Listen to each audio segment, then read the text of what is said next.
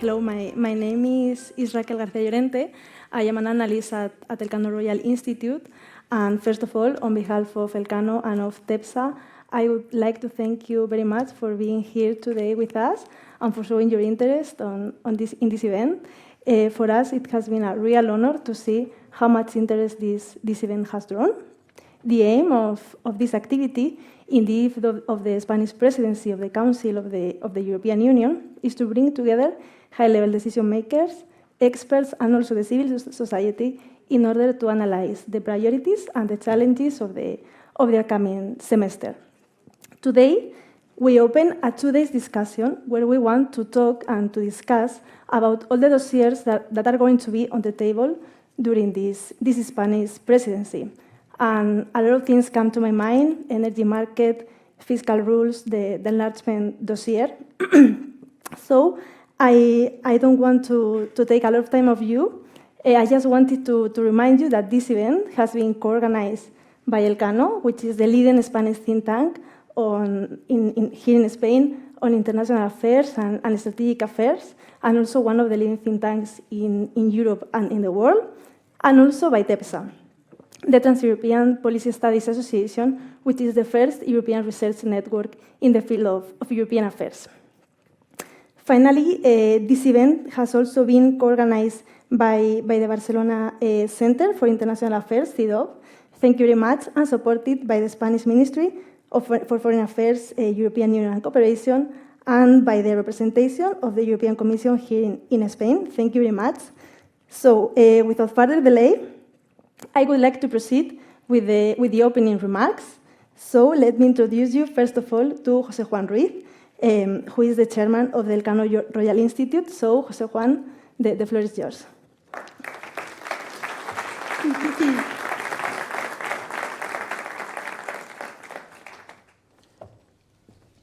Thank you, Raquel. Thank you, everybody, to be here. It's really an honor to receive you in the Ministry of Foreign Affairs.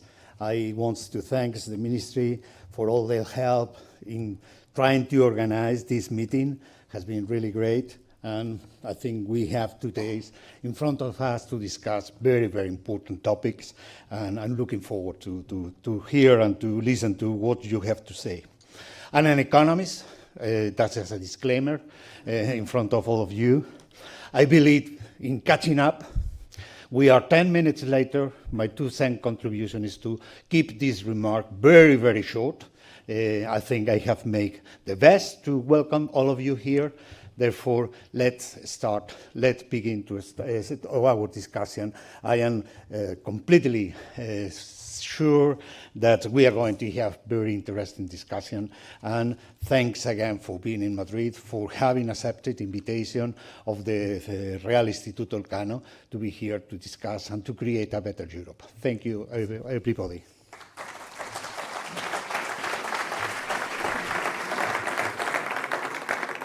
Now let me introduce you to Lucía Mocrà, who is the chairperson of the board of TEPSA. Please, Lucía. Thank you.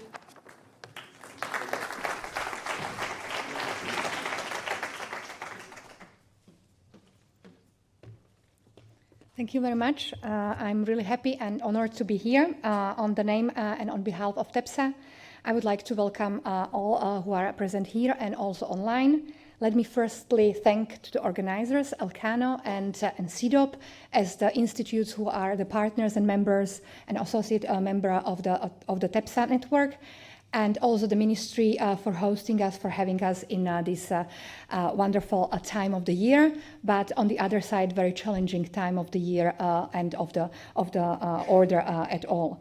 Let me point in these introductory remarks some points we will discuss throughout the conference, which are very crucial for the incoming months of the presidency. The Spain is going to hold. And which will shape also the order of the discussions, not only today and tomorrow, but also in incoming 6 months. And I know that Spain is a very valued member, a long-standing member of the European Union, having the experience with the presidency, but still we are living in unpredictable time where the rule-based order we had been relying on is in a stake, is challenging. And in this way, it is very important for the European Union to hear the experts' voices, to create all the decisions based on the evidence, and to move very strategically and in unified way forward. Why in unified way? I mean, we can have a diversity in opinions, but always, as the European Union, we have to present them in one standing and in one voice. Because the European Union had been always the leader and always the eager to go beyond the limits which had been stated on the global level. We can see it in the, for example, digitalization, in just green transition, when the European Union was pushing forward and inspiring also the other countries and the other leaders to move forward a little bit quickly. And one of the priority of the Spanish presidency, which had been held for a long time there, is the social policy and building something what we call social fortress Europe, where we can rely not only on the economic profit and benefit, but we always think about the people who are creating the European Union and which are in the center of the policies itself. And I'm not going to speak too long, but I would like to conclude with one very important thing. If we would not stick united in this kind of a diversity, if we would not stick in our values, we can be, as our Slovak former minister and current the ambassador for the dialogue between Pristina and Kosovo said, the issue is that not where the EU is moving and developing, but the question is whether EU will be on the table or at the table in the incoming years. I believe that we will be still a very important actor, and we will have to say something also to addressing the current challenges. Thank you.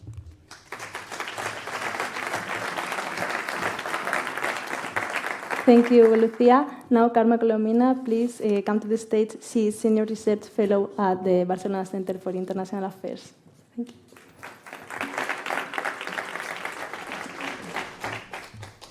Thank you very much. Good morning, everyone. I first have to excuse my director, Paul Morillas, who had to be here, but last-minute arrangements prevent him to come. So I will step in his shoes. So I can only thank from CIDOP Elcano for offering us to participate in the coordination, to be a member of this Pre-Presidency Conference. Of course, to thank and to value TEPSA for our associate membership, which is always important also in our research, to the Ministry for opening the doors to all of us to discuss here. And Jose Juan made a disclaimer. I will have to do my own because I started as a journalist. I'm sorry. But I couldn't be more agree with TEPSA when we just focus on the importance of narratives, on the importance of truth, on having a communication strategy proactive, because for a long time the EU has been so reactive. In the last years we have learned how to deal with crisis management, but now we have to go beyond. We have to start changing also policies, to changing approaches, and a lot of that will be discussed today and tomorrow, and a lot of that also will be determined by what is happening beyond EU's borders, what will happen in Ukraine, how are we going to deal with new allies, how are we going to improve our relations, not only with Latin America, but with all this new regionalism that is coming back and coming back strong as a way to face these new global powers. So thank you very much to all of you, and just to wish a very enlightening discussion for all of us in the next years. Thank you.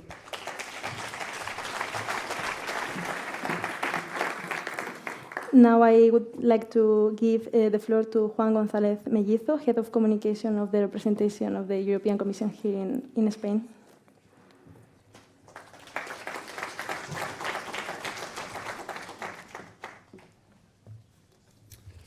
Good afternoon, and from the representation of the European Commission in Spain, we are very, very grateful to be part of this, to have had this opportunity from Elcano, from the Ministry, from all the organizers, to be a tiny, tiny part of this big universe of ideas, reflection, on a discussion that couldn't be more timely. From our point of view, you know how important this presidency is from the Commission point of view. This is the last one that will be complete, the last before the next political cycle. So what we would like to have is as many legislative files closed, but it is not only about closing files, it's about getting the best possible agreement. So it's not a question of numbers, it's a question of quality. And here, the presidency has a fundamental role.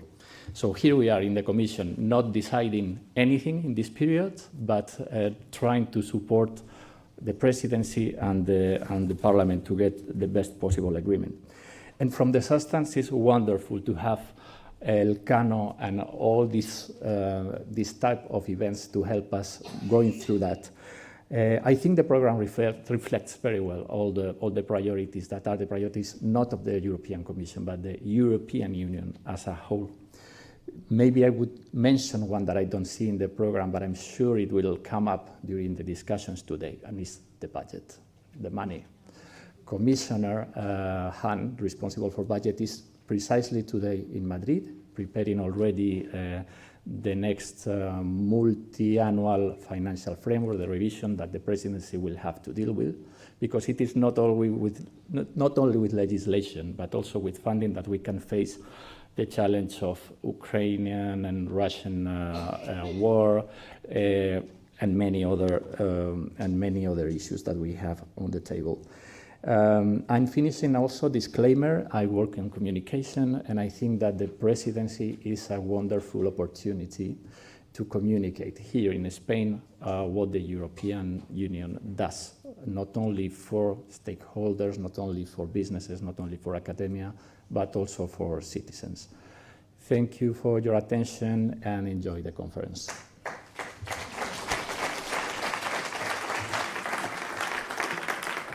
Thank you very much. And finally, I would like to give a warm welcome to María Lledó. She's the Secretary General for the European Union at the Spanish Ministry for Foreign Affairs, European Union and Cooperation. Thank you, María.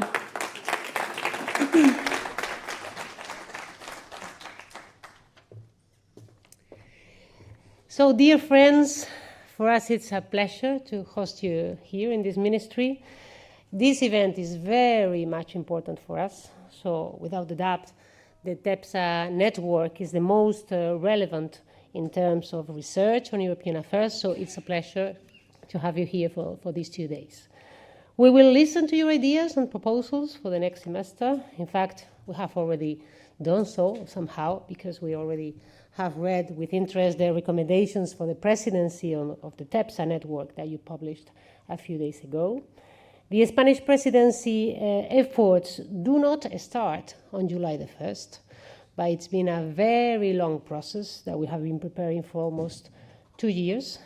This presidency is a nationwide project, highly enriched by the contributions of every actor, such as the autonomous communities, the Spanish Parliament as a whole, and a strong involvement of the Spanish civil society. So your contributions, it's what we're expecting now, and they're really very precious to us.